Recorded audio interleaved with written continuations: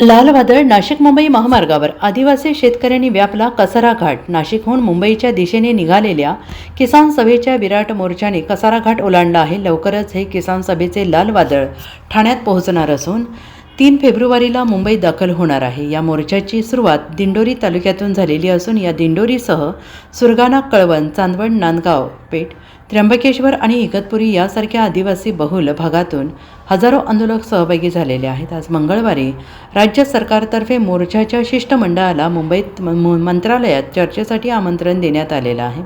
या बैठकीसाठी माकपचे एक शिष्टमंडळ मुंबईकडे रवाना झालेलं आहे। या शिष्टमंडळात डॉक्टर अशोक ढवळे, माजी आमदार जे.पी. गावित, डॉक्टर अजित नवले, आमदार विनोद निकोले, उमेश देशमुख, सुभाष चौधरी, इंद्रजित गावित, इरफान शेख, किरण गहला, सुनील मालुसरे, भिका राठोड, देवीदास वाघ, रामदास पवार, रडका, कलांगडा, चंद्रकांत घोरखाणा, एकनाथ मेंगळ आदींचा समावेश आहे।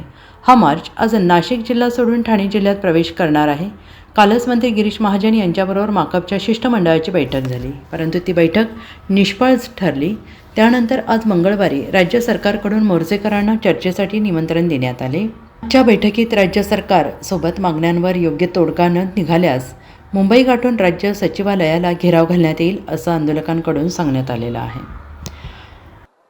ज्या मागण्यांसाठी आम्ही यापूर्वी सुद्धा पायी चालत मुंबईला आलेलो होतो, त्यावेळी ह्या मागण्या मान्य करण्यात आलेल्या होत्या। दुर्दैवानं त्याच मागण्यांसाठी पुन्हा एकदा पायी चालण्याची वेळ महाराष्ट्रातल्या आदिवासींवर आणि श्रमिकांवर आलेली आहे।